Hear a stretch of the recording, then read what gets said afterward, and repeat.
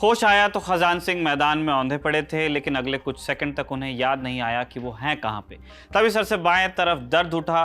अब सब याद आने लगा। कुछ देर पहले चली गोली सीधे खजान सिंह के सिर पर लगी थी, लेकिन हेलमेट ने उनकी जान बचा ली। उन्होंने नजर उठाकर देखा, मकसद सामने था, इच्छोगिल नहर का पुल। खजान सिंह के दिमाग में भारत पाकिस्तान बॉर्डर का पूरा नक्शा उभर आया।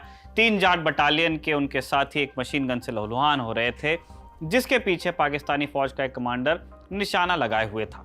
खजान सिंह ने अपनी बंदूक निकाली और उसे वहीं ढेर कर दिया। लड़ाई यूं ही चलती रही। बात गोलियों से हाथापाई तक आ चुकी थी। खजान सिंह उलझ गए, एक और बार गिरे, लेकिन इस बार जब उठे तब तक इच्छोगिल पर भारत का कब्जा हो चुका था। लाहौर सामने था, पाकिस्तान की हालत पतली थी। उसने एयरफोर्स की पूरी ताकत इसी सेक्टर में झोंक दी और मजबूरन खजान सिंह और उनके साथियों को कुछ पीछे हटना पड़ा। इसके 14 दिन बाद 20 सितंबर 1965 को भारत ने युद्ध विराम की घोषणा की, लेकिन लड़ाई अभी भी खत्म नहीं हुई थी।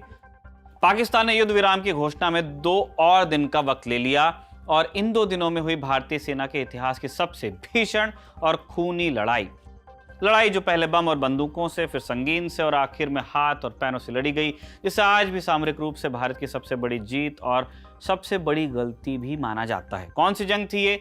चलिए जानते हैं पूरी कहानी। नमस्कार, मेरा नाम है निखिल और आप देख रहे हैं तारीख, जिसमें हम सुनाते हैं उस तारीख से जुड़ी भारत की ऐतिहासिक कहानियां। Brought to you by Kuku FM. Download the app now. और आज की तारीख का संबंध है डोगराई की जंग से। लेकिन उससे पहले एक जरूरी सूचना है।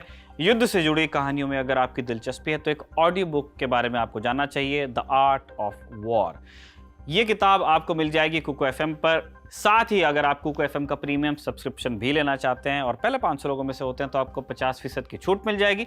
आपको सिर्फ एक छोटा सा काम करना है, LT50 ये कोड डालना है। अब आज के किस्से पर चलते हैं। लाहौर से सिर्फ कुछ किलोमीटर की दूरी पर बसा डोगराई पाकिस्तान के लिए बड़ा सामरिक महत्व रखता है। कारण है कि यहां से होकर गुजरती है GT road, grand trunk road, जो दिल्ली अमृतसर होते हुए लाहौर तक जाती है। डोगराई में इस रोड पर एक नहर पड़ती है। इच्छोगिल नाम की इस नहर का निर्माण 1950 में पाकिस्तानी फौज ने किया था, ताकि इधर से लाहौर जाने वाले रास्ते को ब्लॉक किया जा सके। ये भी एक ऑब्जेक्टिव था। 1965 युद्ध के बीचों बीच जब पाकिस्तान ने ऑपरेशन ग्रैंड स्लैम की शुरुआत कर दी तो भारत ने जवाब में पंजाब में मोर्चा खोलते हुए डोगराई पर कब्जा कर लिया। तारीख थी 6 सितंबर। इस ऑपरेशन को 3 जाट बटालियन ने अंजाम दिया था। भारत लाहौर पर सीधा अटैक करने की पोजीशन में था, इसलिए पाकिस्तान की तरफ से एयरफोर्स ने अपनी पूरी ताकत लगा दी। यहां पर भारत ने एक बड़ी रणनीतिक गलती की। 3 जाट को टाइम से रसद और रीइंफोर्समेंट नहीं मिल पाए, ना ही वक्त पर भारतीय एयरफोर्स मदद पहुंचा पाई। नतीजा हुआ कि भारत को डोगराई से पीछे हटने को मजबूर होना पड़ा। इसके बाद पाकिस्तानी फौज ने इच्छोगिल पर दोबारा कब्जा किया और यहां सुरक्षा का तगड़ा इंतजाम लगाया। भारत ने अगले 2 हफ्तों तक कई बार डोगराई को कब्जाने की कोशिश की, लेकिन सफलता मिल नहीं। 20 सितंबर को भारत ने युद्ध विराम की घोषणा की, जैसे कि डील हुई थी, लेकिन पाकिस्तान ने ऐसा किया नहीं। इस बीच 20 सितंबर को भारत ने इच्छोगिल पर कब्जे का फेज 2 शुरू किया। क्या हुआ था इस फेज में, सुनते जाइए। एक भी आदमी पीछे नहीं हटेगा, जिंदा या मुर्दा मिलना डोगराई में ही है। 3 जाट को कमांड कर रहे लेफ्टिनेंट कर्नल डेसमंड हेडे जब ये कहते हुए बटालियन का हौसला बढ़ा रहे थे, उन्हें स्थिति की गंभीरता का पता था। पाकिस्तान ने अपनी 2 कंपनियां डोगराई में तैनात कर रखी थीं। वही 13 नंबर मील के पत्थर पर 2 और कंपनियां मौजूद थी। हेड बताते हैं कि नहर के मुहाने पर हर कदम पर 8 मशीन गन्स तैनात थी। भारत के 550 आदमियों के सामने पाकिस्तान फौज की संख्या 2 गुनी थी। लेफ्टिनेंट कर्नल डेसमंड हेडे ने प्लान बनाया कि 2 तरफ से हमला करेंगे।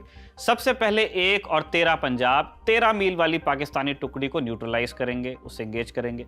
फिर 3 जाट 5.5 किलोमीटर का डिटोर लेकर उत्तर से पाकिस्तानी पोस्ट को आउटफ्लैंक करेगी, एक तरह से घेर लेगी, दूसरी तरफ से जाएगी। रात 12 बजे पहला ऑपरेशन शुरू हुआ। 13 पंजाब ने पाकिस्तान की 2 कंपनियों पर हमला किया, लेकिन आंशिक सफलता मिली। फेज 2 अधर में था, लेकिन हेडे अड़ गए कि आज ही रात मिशन पूरा ही करना है। अपनी किताब stories from the second Indo पाक वॉर में रचना बिष्ट लिखती हैं कि हेडे ने जवानों से कहा कि अगर तुम सब भाग गए तब भी मैं अकेला जंग के मैदान में अकेला खड़ा रहूंगा। 3 जाट ने रात भर मूव करते हुए डोगराई पर रियर फ्लैंक से हमला किया। पीछे बंदूक और बमों से शुरू होने वाली लड़ाई जल्दी संगीन की लड़ाई और फिर हाथापाई में तब्दील हो गई। 1966 में एक अखबार को दिए इंटरव्यू में हेडे ने बताया, दुश्मन खाई से लड़ रहा था, उनके पास खाई से निकलने की कोई वजह नहीं थी और हमारे लिए जरूरी था कि ट्रेंचेस से उन्हें बाहर निकालें। हाथापाई खाइयों में होने लगी। लड़ाई हाथ पैरों से लड़ी गई। 3 जाट ने पाकिस्तानी फौज के कमांडर कर्नल गोलावाला, उनकी बैटरी कमांडर सहित 108 लोगों को जिंदा पकड़ लिया। इस दौरान पाकिस्तान के 308 और भारत के 86 जवान शहीद हुए। 22 तारीख की सुबह 5:30 बजे भारत ने डोगराई पर कब्जा कर लिया। डोगराई बिल्कुल लाहौर से नजदीक ही था और कहते हैं कि अगले एक दिन तक सेना डोगराई से लाहौर पर शेलिंग करती रही, गोले दागती रही। एक धक्का और लाहौर भारत के कब्जे में होता। हालांकि ऐसा कुछ हुआ नहीं, क्योंकि अगले दिन ही भारत पाकिस्तान के बीच युद्ध विराम की घोषणा हुई और लड़ाई वहीं पर रुक गई। आगे चलकर ताशकंद समझौता हुआ और पाकिस्तान को यह पोस्ट लौटाई गई। इसके बावजूद इस जंग को भारतीय इतिहास के सबसे खूनी और सबसे अदम्य साहस की लड़ाई माना जाता है। जंग के बाद डोगराई में लड़ रही बटालियन को 4 महावीर चक्र, 4 वीर चक्र, 4 सेना मेडल, 12 मेंशन एंड डिस्पैच और 11 chief of army staff commendation card से नवाजा गया। लड़ाई के इस किस्से को यहीं पर समाप्त करते हुए चलते हैं आज की तारीख से जुड़ी एक दूसरी ऐतिहासिक घटना पर। 20 सितंबर 1893 शिकागो के आर्ट इंस्टीट्यूट में एक सभा का आयोजन था। शाम 9 बजे का वक्त था। हॉल खचाखच भरा था। आइजैक हेडलैंड नाम के एक ईसाई मिशनरी ने रिलीजन इन पीकिंग यानी बीजिंग पर भाषण दिया। इसके बाद मेजबान स्टेज पर आई और सबको सूचित किया कि कई वक्ता नहीं आए हैं और आज और कोई भाषण होगा नहीं। इतने में भीड़ ने देखा कि दर्शक दीर्घा से गेरुआ वस्त्र पहने एक शख्स खड़ा हुआ और स्टेज की तरफ बढ़ा। तालियों की वो गड़गड़ाहट हुई कि 9 दिन पहले का मंजर जिंदा हो गया। विवेकानंद को देखते ही देखते लोगों को उनका 11 तारीख वाला भाषण याद आ गया, जब उन्होंने मेरे अमेरिकी भाइयों और बहनों कहकर अपने भाषण की शुरुआत की थी और हर कोई मंत्रमुग्ध हो गया था। आज स्वामी विवेकानंद की बारी नहीं थी, लेकिन जब उन्होंने आइजैक हेडलैंड का भाषण सुना तो खुद को रोक नहीं पाए। 20 तारीख को दिए उनके इस भाषण को नाम दिया जाता है भारत को धर्म की जरूरत नहीं है। ऐसा क्यों कह रहे थे विवेकानंद? पिछले भाषण में उन्होंने देखा कि अमेरिकी मिशनरी चीन के पिछड़े हुए लोगों में धर्म को लेकर जागरूकता बढ़ाने की बात कर रहे थे। उन्होंने इस बात का जवाब देते हुए कहा, ईसाइयों को निंदा के लिए भी हमेशा तैयार रहना चाहिए। उम्मीद है आप लोग बुरा नहीं मानेंगे। आप ईसाई लोग मिशनरी भेजने को हमेशा आतुर रहते हैं ताकि पूरब के बुत परस्त लोगों की आत्मा को बचा लें, लेकिन पहले आप भूख से मर रहे उन बुत परस्तों का शरीर क्यों नहीं बचाते? भारत में अकाल पड़े, हजारों लोग भूख से मरे, लेकिन आपने किया नहीं कुछ। आप चर्च बनाते रहे, लेकिन आप नहीं समझते कि भारत को धर्म की जरूरत नहीं है। वहां पहले ही बहुत धर्म है। उन्हें जरूरत है रोटी की, जिसके लिए वो चीखते चीखते अपना गला फाड़ रहे हैं। वो हमसे रोटी मांगते हैं और हम उन्हें पत्थर दे रहे हैं। इस पूरे भाषण के दौरान विवेकानंद को कई बार रुकना पड़ा। उनकी तबीयत बहुत अच्छी नहीं थी। इसके बावजूद हर बार जब वो ठहरते और की आवाज आने लगती, उन्होंने अपनी बात खत्म करते हुए कहा, भूखे आदमी को धर्म देना उसका अपमान करना है, उसे तत्व मीमांसा समझना उसकी बेइज्जती है। भारत में अगर एक पंडित पैसे के लिए ज्ञान देने लगे तो लोग उस पर थूकेंगे। मैं यहाँ अपने गरीब भाइयों के लिए मदद मांगने आया हूँ और मैं अच्छी तरह समझता हूँ कि बुत परस्तों के लिए ईसाइयों से उनकी ज़मीन पर आकर मदद मांगना कितना मुश्किल है। विश्व धर्म संसद में स्वामी विवेकानंद ने 6 बार वक्तव्य दिए। उन सभी वक्तव्यों में से 20 तारीख के इस भाषण को सबसे तीखा माना जाता है। इस भाषण को शीर्षक देते हुए अगले दिन शिकागो के अखबारों ने लिखा, हिंदू साधु कहता है भारतीयों को धर्म की उतनी जरूरत नहीं। एक पुरानी सूफी कहावत है, ज्यों कदली के पात में पात पात में पात, त्यों संतन की बात में बात बात में बात। कतली यानी होता है केला, कदली।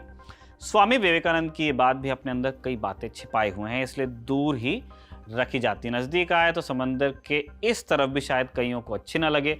बहरहाल इसी के साथ हमारा आज का तारीख का एपिसोड यहीं पर खत्म होता है। आपको कैसा लगा कमेंट में बताइए। साथ ही भारतीय इतिहास के बारे में और किन घटनाओं के बारे में आप जानना चाहेंगे, ये भी हमसे साझा कीजिए। हम इसे शो में शामिल करने की कोशिश करेंगे। देखते रहिए दिल ऑन टॉप। तारीख का आज का एपिसोड भी लिखा था हमारे साथी कमल ने और कैमरे पे इसे रिकॉर्ड किया था हमारे दोस्त विजय ने। मिटाने खबरों का गैप रोज रात 8 बजे आएगा Lallan top show live on app. Download करें लल्लन टॉप ऐप।